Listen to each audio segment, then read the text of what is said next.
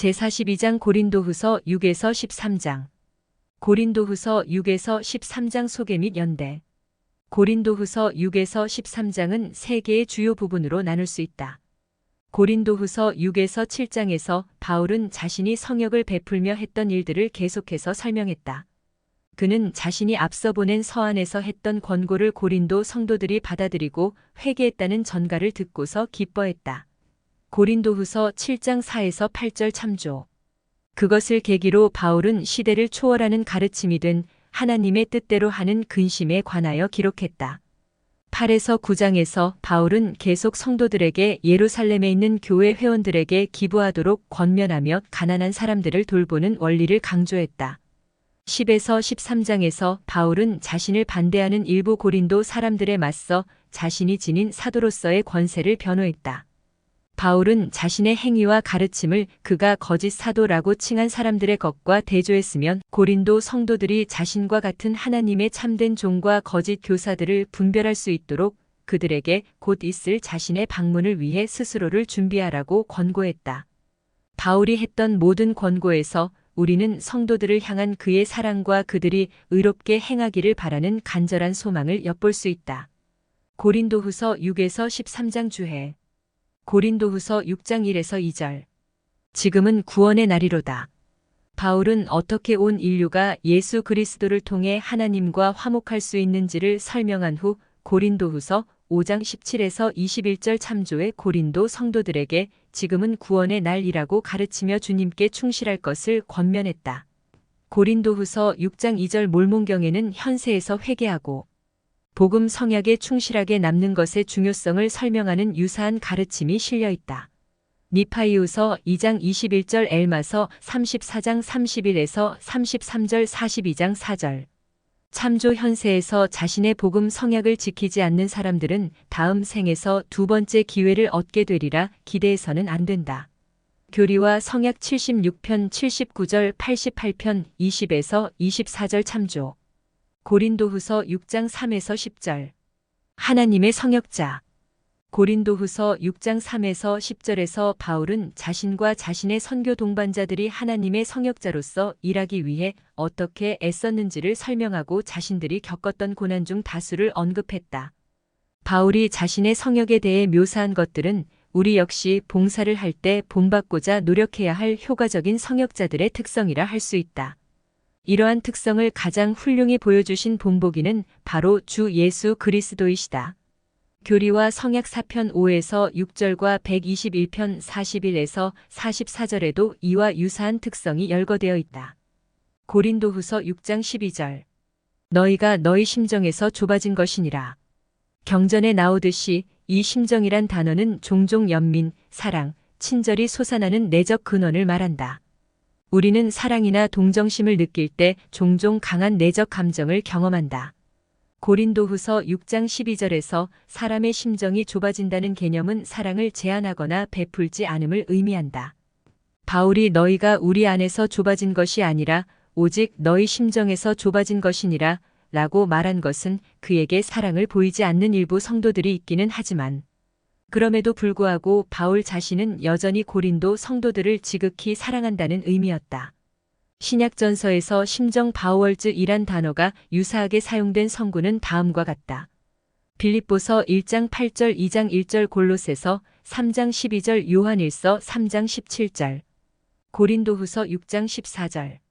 너희는 믿지 않는 자와 멍에를 함께 매지 말라. 바울은 동물이 함께 멍에를 매는 비유를 사용하여 교회 회원들에게 믿지 않는 자와 멍에를 함께 매지 말라고 권고했다. 고린도후서 6장 14절 모세 율법에서는 황소와 당나귀에게 멍에를 함께 매는 것을 금했다. 신명기 22장 10절 상대적으로 약한 동물이 강한 동물을 방해하지 않고 또 상대적으로 강한 동물이 약한 동물에게 고통을 가하거나 불편을 끼치지 않도록 하기 위해서였다.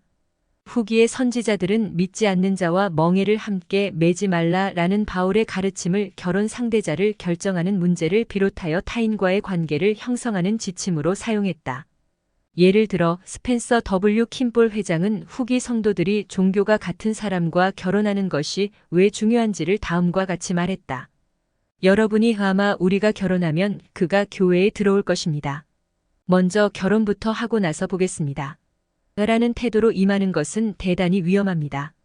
그와 같은 선택은 상당히 심각한 일입니다.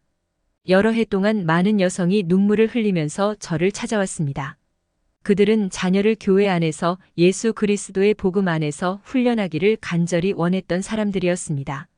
그러나 그들은 그렇게 할 수 없었던 것입니다. 그들이 교회에서 책임을 받아들이는 것을 얼마나 열망했는지 모릅니다. 그들은 11조를 바칠 수 있기를 얼마나 염원했는지 모릅니다. 성전에 가서 죽은 자를 위한 사업을 수행하고 자신을 위한 의식을 수행하며 영원히 임봉되고 자녀들과도 영원히 임봉되기를 얼마나 원하였는지 모릅니다. 교회의 회원은 모두 합당하고 비회원은 모두 불합당하다는 이야기는 아닙니다. 다만 영원한 결혼 의식은 성전 밖에서는 가질 수 없으며 비회원은 성전에 들어가지 못한다는 이야기입니다. 바울은 이렇게 말했습니다. 너희는 믿지 않는 자와 멍에를 함께 매지 말라. 의와 불법이 어찌 함께하며 빛과 어둠이 어찌 사귀리요. 고린도후서 6장 14절. 아마도 바울은 종교적인 차이가 근본적인 차이임을 우리가 깨닫기를 원하였던 것 같습니다. 해외 왕국의 결혼의 중요성, 성도의 벗, 1980년 7월호 2에서 3쪽. 교회 지도자들은 또한 고린도후서 6장 14절을 결혼을 준비하는 문제에 적용했다. 즉, 그들은 멍에를 매는 결혼 관계를 약화시키는 것이 아니라 강화하기 위해 교육, 직장, 영성과 같은 분야에서 자신을 개발하여 결혼을 준비하도록 권고했다.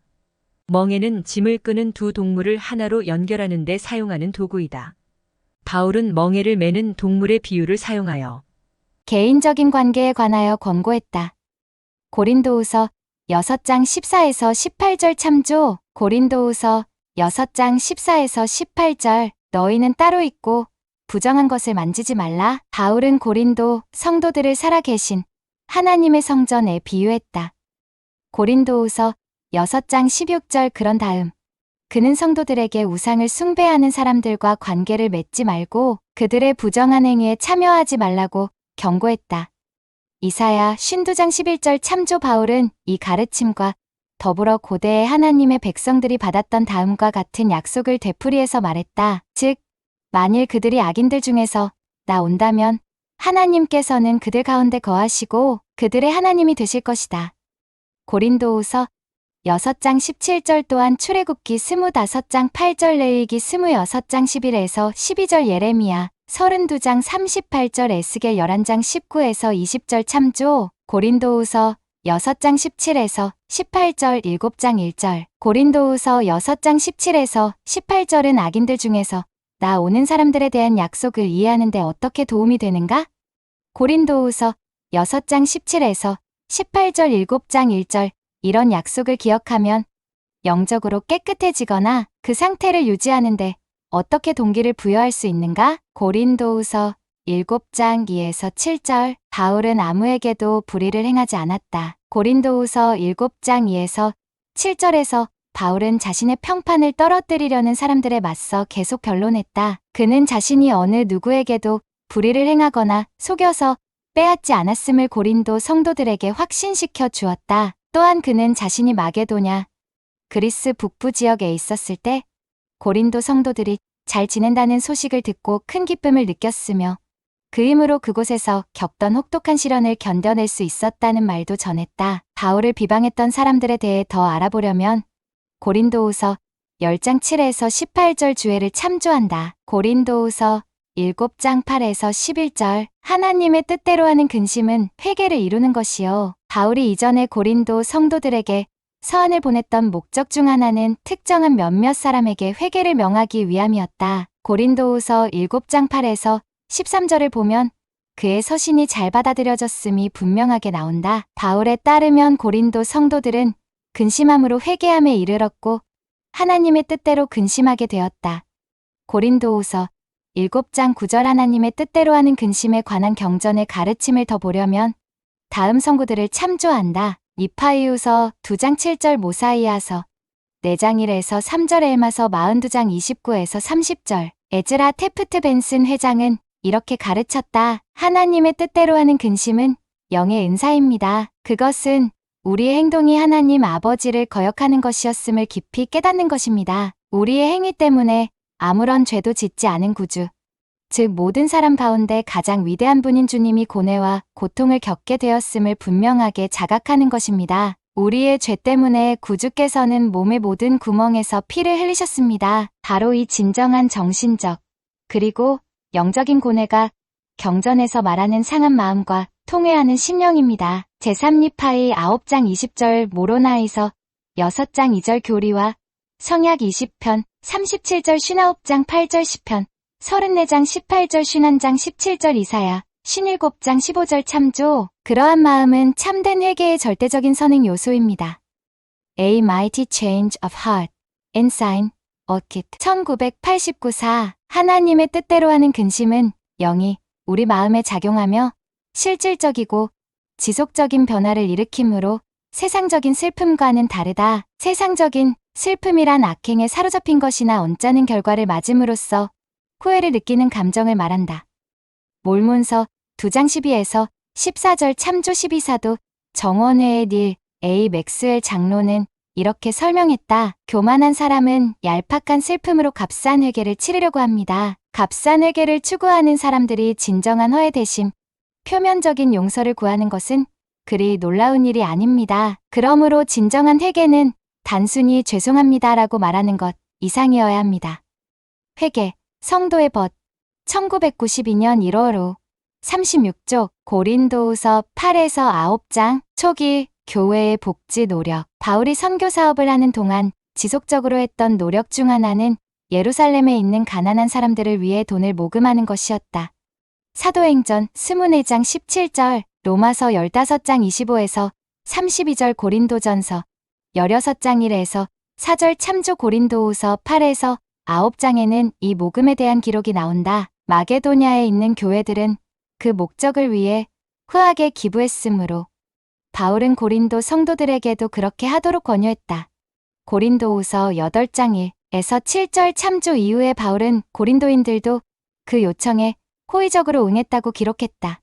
로마서 15장 26절, 참조 고린도후서 8장 12절에서 바울은 아주 풍성하게 줄 수 있는 능력보다도 더 중요한 것은 자신이 줄 수 있는 것을 기꺼이 내주는 것이라고 설명했다. 또한 모사이아서 4장 24절, 참조 고린도후서 8장 14절에서 바울은 고린도 성도들이 현세적으로 매우 풍족한 생활을 하고 있으므로 그들이 예루살렘으로부터 영적으로 풍성하게 받은 것에 대해 감사하는 마음으로 기꺼이 기부를 해야 한다고 넌지시 말한 것 같다. 로마서 15장 27절, 참조 바울이 성도들 사이에서 균등하게 한다고 말한 것은 고린도후서 8장 14절 완전히 똑같아야 한다는 의미는 아니었다. 현세적인 복지 문제에서 균등이란 각 개인의 필요사항과 부족함, 형편 등을 고려하여 결정되는 것임을 후기의 계시는 명확하게 밝히고 있다.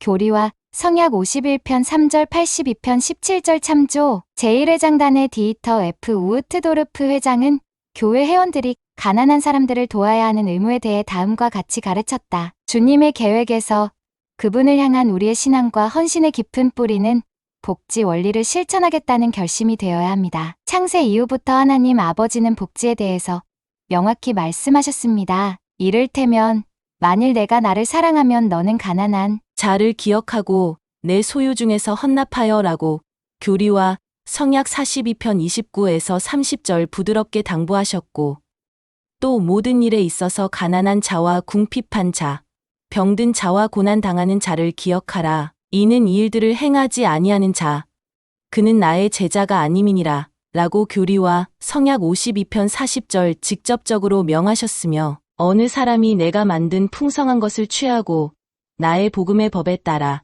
자기 몫을 가난한 자와 궁핍한 자에게 나누어 주지 아니하면 그는 악한 자와 더불어 지옥에서 고통 중에 자기 눈을 들어보리라 라며 교리와 성약 104편 18절 강한 어조로 경고하기도 하셨습니다. 우리의 마음을 하늘로 향하게 하는 것은 중요합니다. 하지만 우리의 손길이 이웃을 향하지 않는다면 그것은 우리 종교의 본질을 상실하게 하는 것입니다. 우리의 영적 발전은 사람들에게 베푸는 현세적인 봉사를 떼어놓고는 생각할 수 없습니다. 바로 이 시간에도 많은 회원들이 고통을 겪고 있습니다. 굶주리고 재정적으로 곤란을 겪으며 온갖 육체적, 정서적, 영적인 고통에 괴로워하고 있습니다. 그들은 마음의 힘을 다해 도움과 구제를 받고자 간구하고 있습니다. 부디 이것이 다른 사람의 책임이라고 생각하지 마십시오. 바로 제 책임이자 여러분의 책임입니다. 우리 모두는 이 사업에 부름을 받았습니다. 주님의 계획에서는 누구나 할 수 있는 일이 있습니다.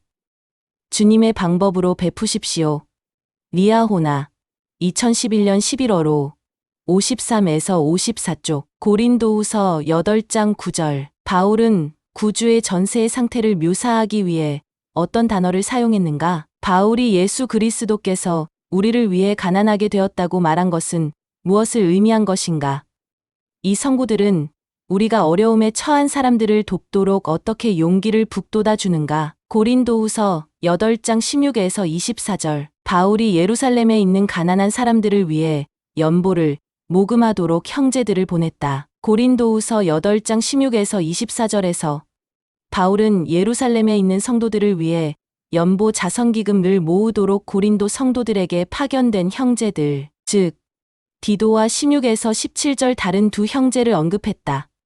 18 및 22절 바울은 이 형제 중 한 사람에 대해 말하면서 고린도 성도들에 대한 신뢰를 표했다. 후기 성도판 영문 성경의 조셉 스미스 역 고린도후서 8장 22에서 23절에는 이 신뢰가 다음과 같이 명시되어 있다. 또 그들과 함께 우리의 한 형제를 보내었노니 우리는 그가 여러 가지 일에 간절한 것을 여러 번 확인하였거니와 이제 더욱 간절하니라. 그러므로 우리가 너희를 크게 신뢰함으로 또한 너희가 너희에 관한 것들을 받아들여 그리스도를 영광에 이르게 할 것이므로 그를 너희에게 보내노라. 고린도후서 9장 6에서 13절 많이 심는 자는 많이 거둔다. 바울은 많이 심는 궁핍한 사람들에게 기부하는 이들은 주님으로부터 풍성하게 거두게 받게 될 것이라고 말했다. 반면에 적게 심는 자는 적게 거둘 것이다. 고린도후서 9장 6절 고린도후서 9장 6에서 13절 바울은 후하게 주고 가난한 사람들의 고통을 덜어주는 사람들이 받을 축복을 묘사하기 위해 어떤 문구들을 사용했는가? 여러분은 삶에서 이 축복 중 어떤 것을 경험했는가? 고린도후서 9장 9절에서 바울은 시편 112편 9절을 인용하며 빈궁한 자들에게 내어준 선한 사람을 언급했다. 시편 112장 5절, 9절, 10절에서 바울은 후하게 내어주는 사람들에게 하나님의 축복이 풍성하게 임한다고 말했다. 12에서 13절에서 바울은 이타적으로 내어준 고린도인들 덕분에 두 가지 좋은 결과를 얻게 될 것임을 언급했다. 즉, 예루살렘 성도들은 필요한 도움을 받게 될 것이며 그들은 그에 대한 보답으로 하나님께 큰 감사를 드릴 것이다. 현대의 교회 회원들이 가난한 사람들을 위해 기부하는 한 가지 방법은 금식 헌금을 내는 것이다. 제1회장단의 메리온 지 롬니 회장은 금식 헌금을 후하게 낼 때 오는 축복에 대해 다음과 같이 가르쳤다. 저는 여러분이 교회와 왕국 건설을 위하여 기부한다고 해서 재정적으로 더 가난해질 수는 없다는 확신을 갖고 있습니다. 저는 멜빈 제이 벨라드 형제께서 제 머리에 손을 얹고 선교사로 성별하던 일을 기억합니다. 그분은 그 기도를 하시던 중에 사람이 빵 부스러기를 주님께 드리고 그 대신 빵 덩어리로 돌려받지 못할 사람은 없다고 축복해 주셨습니다. 저는 그 사실을 경험했습니다. 교회 회원들이 금식 헌금을 배로 내신다면 영성 또한 배가 될 것입니다. 우리는 그것을 염두에 두고 헌금을 관대하게 내야 합니다. Welfare, Agricultural Meeting, 3애플 1971p 1.L 톰 페리 금식의 법, 성도의 벗 1986년 7월 5 35쪽 고린도후서 9장 6에서 7절 하나님은 즐겨 내는 자를 사랑하시느니라. 바울은 즐겨 내어주는 사람은 억지로 내는 사람보다 더 큰 축복을 받게 된다고 가르쳤다. 몰몬경의 선지자 몰몬은 다음과 같이 말했다. 하나님께서 말씀하시기를 사람이 악하면서 선을 행할 수 없다 하셨음이니 만일 그가 하나님께 예물을 바치거나 기도한다 할지라도 이를 진정한 의도를 가지고 행하지 아니하면 그에게 아무 유익이 되지 못함이니라. 이는 보라, 그것이 그에게 의로 여김이 되지 아니함이니라. 모로나이서 7장 6에서 7절, 고린도후서 10장 3에서 6절. 우리의 싸우는 무기는 육신에 속한 것이 아니요. 고린도후서 10장 4절에서 바울은 우리가 세상에서 살더라도 세상 사람들이 하듯이 전쟁을 벌이지는 않는다고 가르쳤다. 사탄과 싸우는 영적 전쟁에서 우리는 세상의 전투에서 사용하는 무기를 의미하는 육신에 속한 무기를 사용하지 않고 영적 무기를 사용한다. 바울은 이 영적 전쟁에서 우리가 생각하는 대상과 생각하는 방식을 조심해야 한다고 가르쳤다. 5에서 6절 참조 12사도 정원회의 브루스 알 맥콩키 장로는 이렇게 가르쳤다. 생각은 믿음을 형성하는 재료와 같으며 인간이 구원을 받으려면 반드시 믿어야 함으로 옳은 것들을 생각해야 한다. 따라서 우리는 우리의 생각을 다스려야 한다. 내 모든 생각으로 주를 향하게 하라. 엘마서 37장 36절 쉬지 말고 덕으로 내 생각을 장식하라. 교리와 성약 121편 45절 우리의 생각이 또한 우리를 정죄할 것이라.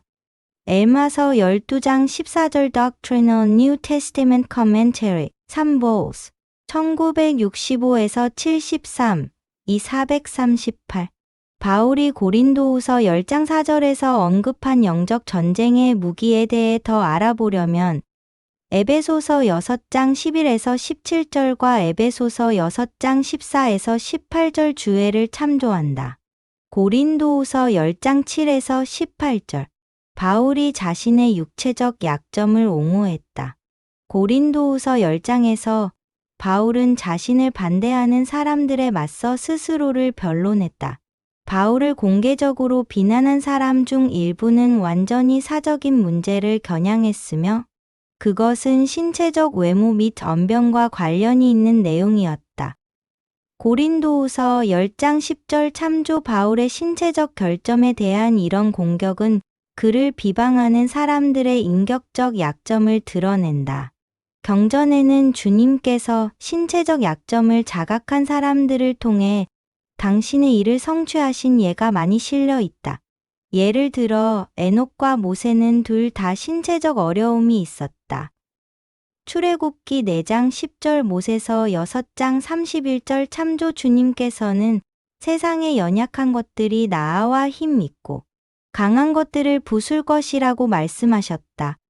교리와 성약 1장 19 또한 고린도전서 1장 25에서 27절 참조 12사도 정원회의 마빈 제이 애시튼 장로는 잘못된 기준으로 사람들을 판단하는 잘못에 대해 다음과 같이 말했다. 우리는 또한 다른 사람을 신체적인 외모나 외형, 즉 그들의 잘생긴 얼굴이나 사회적인 지위, 가문, 학위, 경제력 등을 근거로 평가하는 경향이 있습니다. 주께서는 사람을 측정하실 때 그 사람의 정신 능력을 재어보기 위해 그의 머리에 줄자를 대어보거나 그의 남성다움을 알아보기 위해 가슴을 재어보는 것이 아니라 다른 사람을 축복하는 그 사람의 능력과 잠재력을 나타내는 마음을 재어보십니다. 우리의 마음을 헤아려 봄, 성도의 벗, 1989년 1월 16조, 고린도후서 10장 8절, 13에서 17절 11장 16에서 18절, 바울이 사용한 자랑이라는 단어. 바울은 사도로서 자신의 직분을 변론하면서 일부 사람들에게는 자신이 자신의 권세를 자랑하는 것처럼 여겨질 수도 있음을 인정했다. 고린도후서 10장 8절에 나오는 자랑이란 단어는 크게 기뻐하다라는 의미이다. 또한 고린도후서 10장 13에서 17절 11장, 16에서 18절 참조 바울이 자신의 선교, 사업에 대해 말하면서 했던 자랑을 교만한 것으로 이해해서는 안 된다. 이것은 그보다는 몰몬경에서 암몬이 다음과 같이 표현한 것과 유사한 것으로 볼 수 있다. 나는 내가 아무것도 아님을 아노니 내 능력으로는 내가 약함이라. 그러므로 내가 내 스스로를 자랑하지 아니하겠고 내 하나님을 자랑하리니 이는 그의 능력 안에서 내가 모든 것을 할 수 있음이라. 누가 주 안에서 지나치게 영광스러워할 수 있느냐? 참으로 누가 그의 크신 권능과 그의 자비와 사람의 자녀들을 향한 그의 오래 참으심을 지나치게 말할 수 있느냐? 엘마서 26장 12절, 16절. 고린도후서 10장 10에서 13절, 18절. 자기로서 자기를 비교하니. 바울은 자신이 다른 사람에 비해 신체적으로 약할 수도 있음을 인정했다. 또한 그는 사람이 남과 자신을 비교함으로써 자기 자신을 평가하는 것은 어리석은 일이라고 지적했다.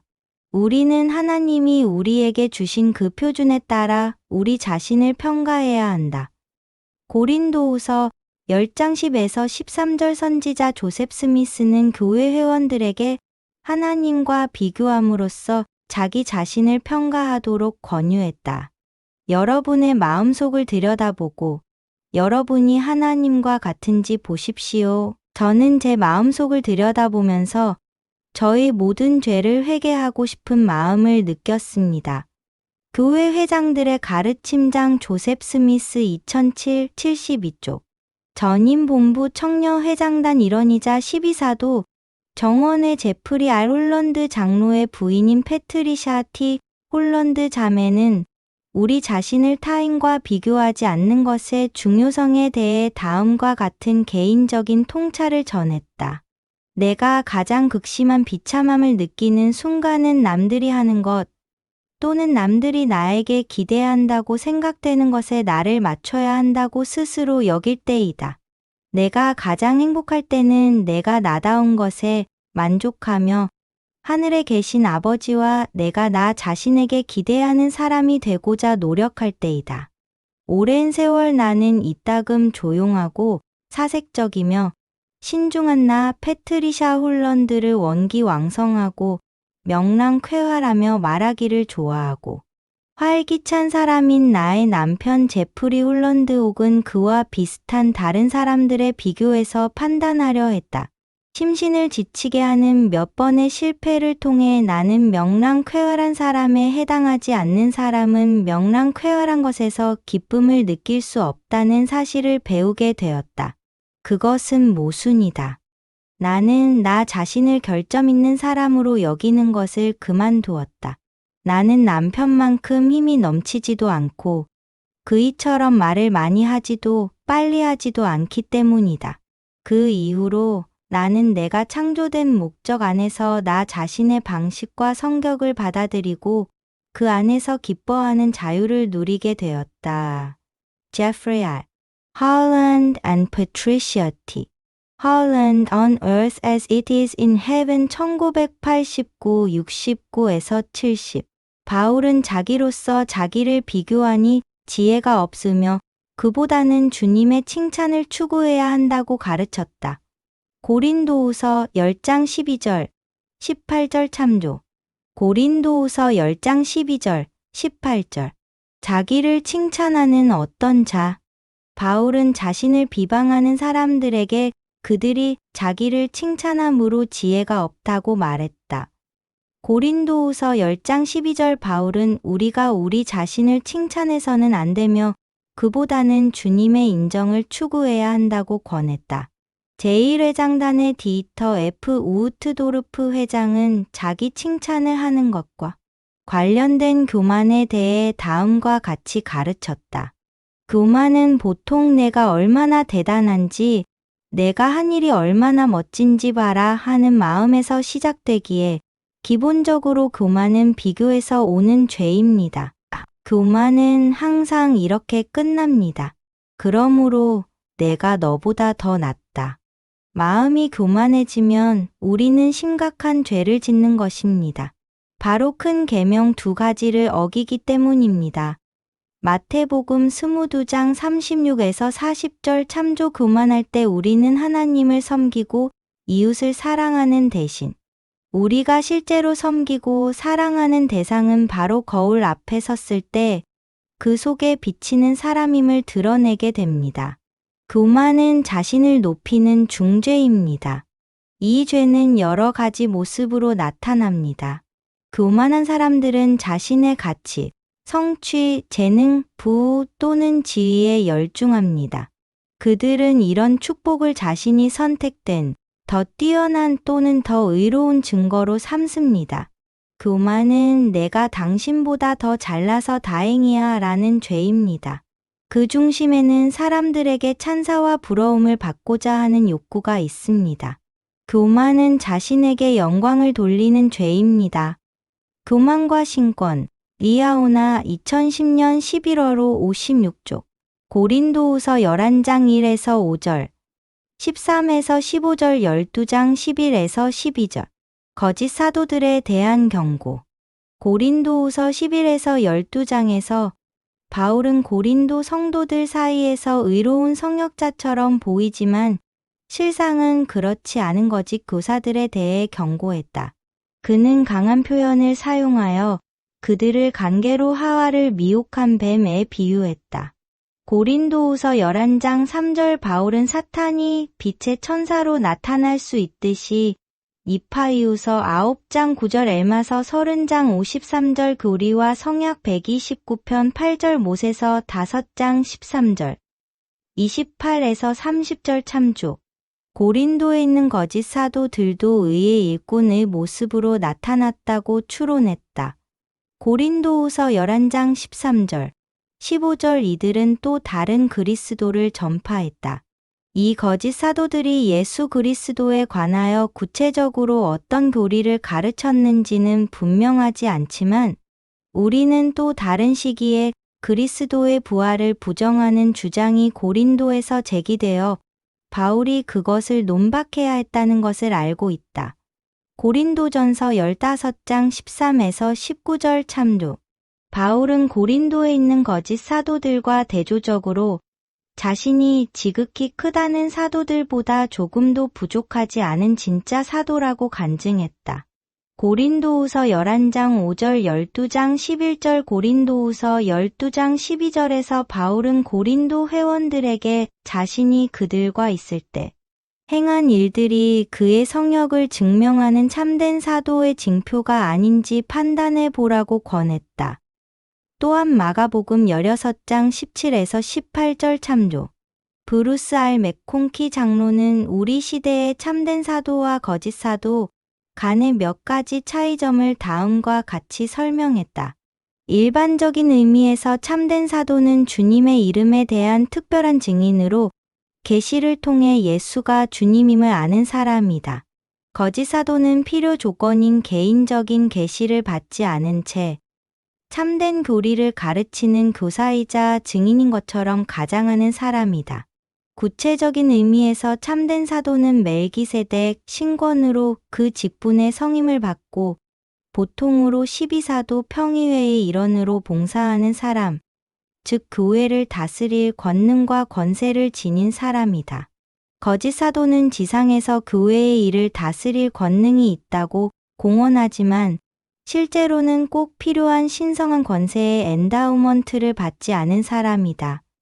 Doctrinal New Testament Commentary 440 고린도후서 11장 7에서 9절 12장 13에서 17절 바울이 성도들에게 폐를 끼치지 않는다는 말은 무엇을 의미하는가?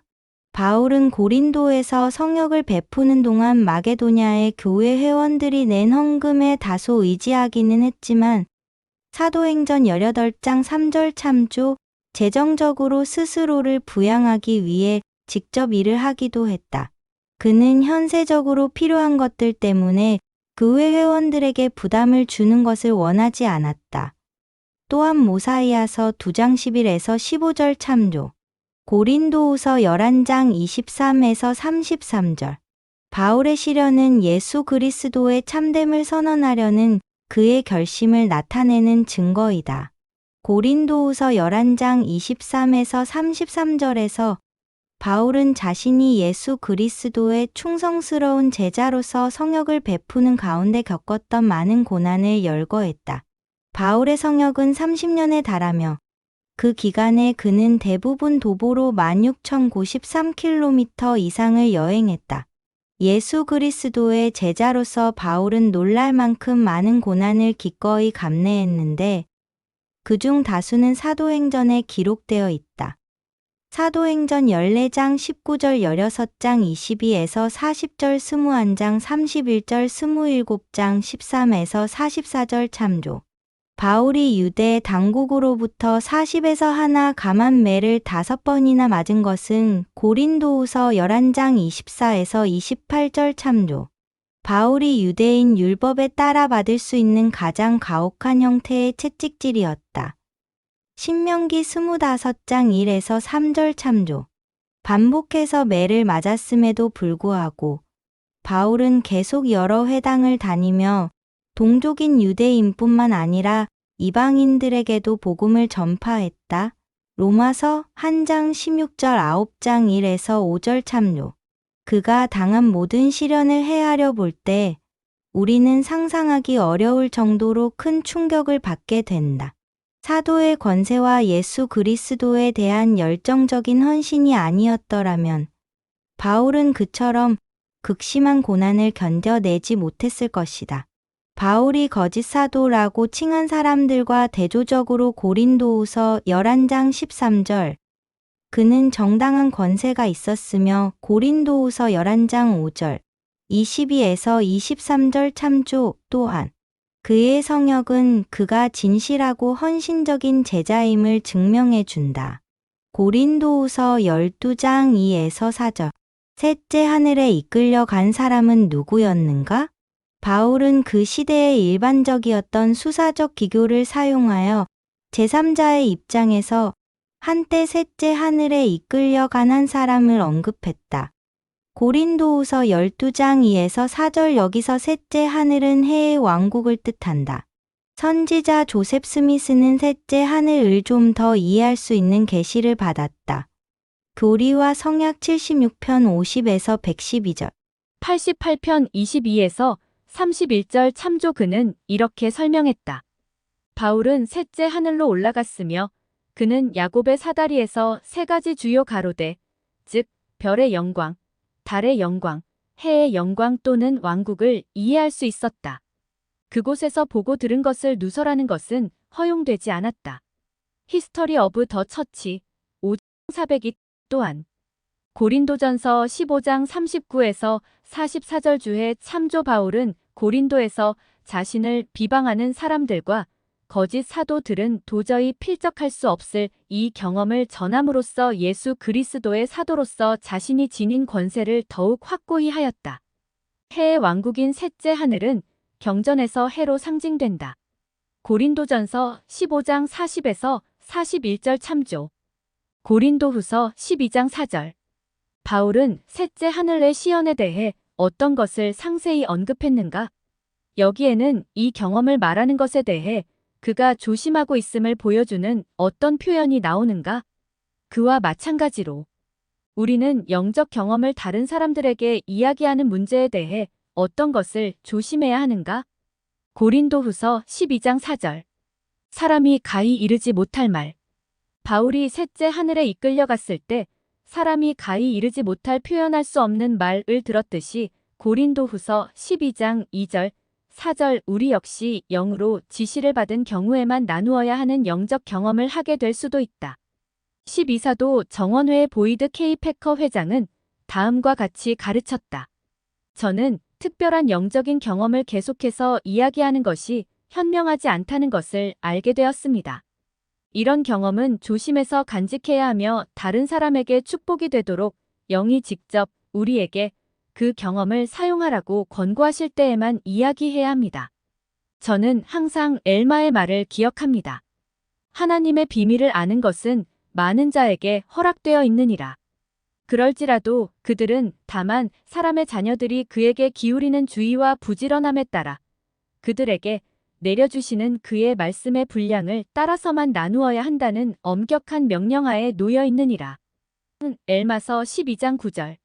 한 번은 메리온지 롬니 회장님께서 다음과 같이 권고하시는 것을 들었습니다. 저는 제가 아는 것을 모두 말하지는 않습니다. 또한 제가 아는 것을 모두 아내에게 이야기한 적도 한 번도 없습니다. 그 까닭은 만일 제가 신성한 것을 너무 가볍게 이야기하면 다음에는 주님께서 저를 믿으려 하시지 않으시리라는 것을 알았기 때문입니다. 우리가 이런 것을 마음속에 간직하고 생각해야 한다고 믿습니다. 이것은 마리아가 예수님의 출생을 둘러싼 여러 사건에 대하여 행한 것을 누가가 기록한 것과 같습니다. 누가복음 2장 19절 참조주님의 등불, 성도의 벗, 1983년 10월호 31에서 32쪽. 고린도후서 12장 7에서 9절. 육체 가시. 고린도후서 12장 7절에서 가시로 번역된 그리스어는 원래 날카롭게 깎은 말뚝, 의료용 기구 또는 낚시 바늘과 같이 뾰족한 것을 가리켰다. 바울 시대의 이 단어는 몹시 따가운 가시나 파편을 의미했다.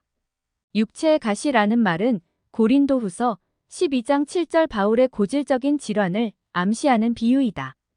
다수의 경전 해설자들은 바울의 질환을 간질 심각한 시각장애 갈라디아서 4장 13에서 15절 참조, 말라리아 등으로 추측했다. 이 고통의 긍정적인 결과 중 하나로 바울은 시련 덕분에 더 쉽게 자만에 빠지지 않을 수 있었던 것 같다.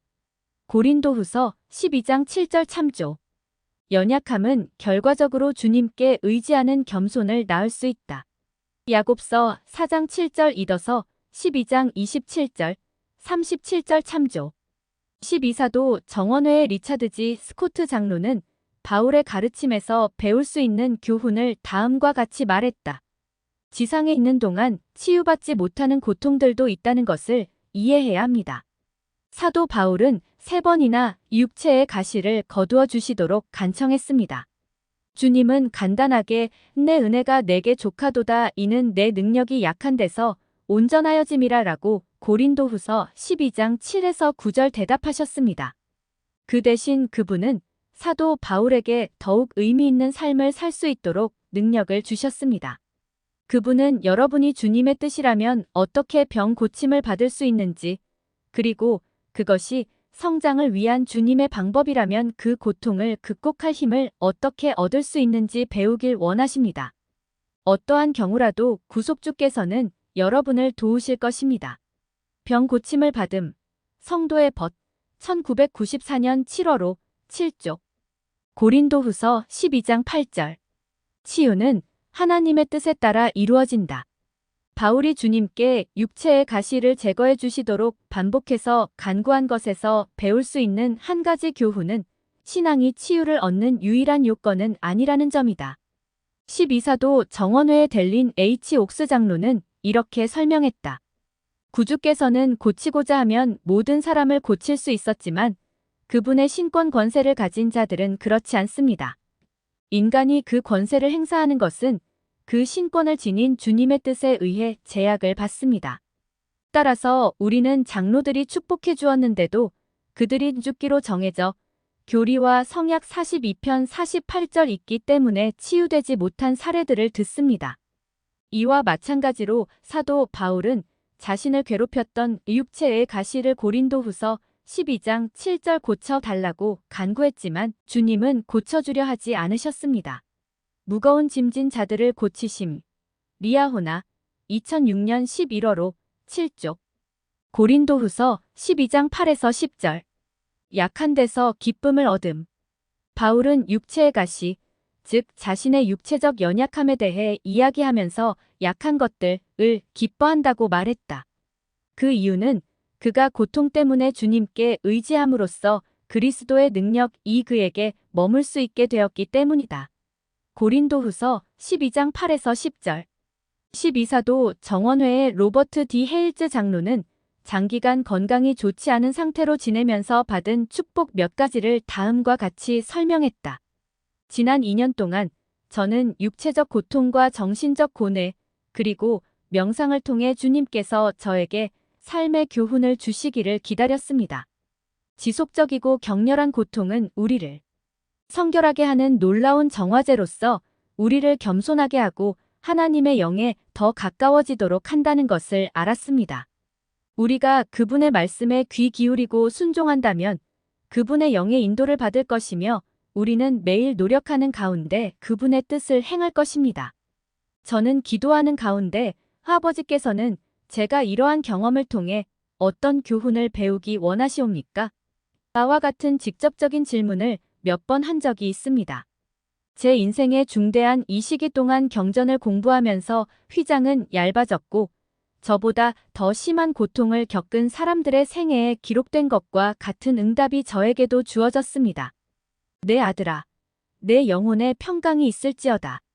내 역경과 내 고난은 잠시뿐이리니 그러고 나서 만일 내가 이를 잘 견디어내면 하나님이 너를 높이 들어 올리실 것이요. 교리와 성약 121편 7에서 8절. 저는 영을 통해 모든 것이 잘 되리라는 확신과 함께 평안과 위로를 받았으며 절망이 드리운 어두운 순간은 복음이 바라는 빛으로 금세 사라져버렸습니다. 이따금씩 저는 제가 배워야 할 교훈을 확실히 배웠으며 더 이상의 고통은 저에게 필요치 않을 것 같다고 주님께 말씀드렸습니다. 그러한 간구는 아무 소용이 없었던 것 같습니다. 왜냐하면 저는 성결하게 하는 이러한 시험의 과정을 주님의 시간에 따라 주님의 방법대로 견뎌야 한다는 것을 분명히 알게 되었기 때문입니다. 아버지의 원대로 되기를 원하나이다라고 마태복음 26장 42절 가르치는 것과 그에 따라 사는 것은 별개의 일입니다. 저는 또한 이러한 역경과 시련을 저 혼자 감당하도록 버려진 것이 아니고 수호 천사들이 저와 함께한다는 것을 알았습니다. 지난 2년 동안의 경험은 제가 영적으로 더 강해지도록 해주었으며 제 마음속의 깊은 느낌을 더욱 담대하게 세상에 간증할 수 있도록 용기를 주었습니다. 침례 성약 왕국 안에 있으며 왕국에 속해 있음. 리아호나 2001년 1월 6쪽. 고린도후서 12장 12절. 사도의 표. 바울은 고린도 성도들에게 자신이 사도의 일을 함으로 그들은 사도의 권세를 인지할 수 있어야 한다고 가르쳤다. 브루스 알메콩키 장로는 이렇게 가르쳤다. 사도의 표는 병자를 치유하고 악마를 내쫓고 죽은 자를 살리는 것이다. 그들은 그리스도의 대업을 위해 복음을 전파하고 가르치며 고난을 겪는다. 그들은 모든 사람 앞에서 정직하게 행하며 하나님 가족의 아들로서 입양되어 그분의 친아들과 함께 공동 상속자가 된다. 그것은 왕국의 모든 장로들과 성신을 끊임없이 동반할 권리를 받은 모든 사람에게 머물러 있어야 하는 바로 그 신성한 엔다우먼트이다. 다크트러널 뉴 테스터먼트 카먼테리 2450. 고린도후서 13장 5절. 너희는 믿음 안에 있는가? 너희 자신을 시험하고. 12사도 정원회에 델린 H. 옥스 장로는 이렇게 가르쳤다. 예수님은 이 너희는 그리스도에 대하여 어떻게 생각하느냐라는 마태복음 22장 42절 질문을 하셨습니다. 사도 바울도 고린도인들에게 너희는 믿음 안에 있는가? 너희 자신을 시험하라 라는 고린도후서 13장 5절 과제를 주었습니다. 우리 모두는 이에 대해 대답해야 합니다. 우리의 충성심은 어디를 향합니까? 닐 A. 맥스웰 장로님이 인상 깊게 표현하신 기독교인들처럼 시온으로 거주지를 옮기고서도 바벨론의 별장을 계속 두려고 하지는 않습니까? A. 원더펄 플러드 어브 라이트 1990, 47 참조. 중간 지대는 없습니다. 우리는 예수 그리스도를 따르는 사람입니다. 우리는 그분의 교회와 복음에 속하는 백성이므로 바벨론으로 여행을 떠나거나 그곳 시민처럼 행동해서는 안 됩니다. 주님 이름을 영화롭게 하고 그분의 계명을 지키며 이 세상의 것들을 구하지 말고 먼저 하나님의 왕국을 건설하고 그의 의를 세우기를 구해야 합니다.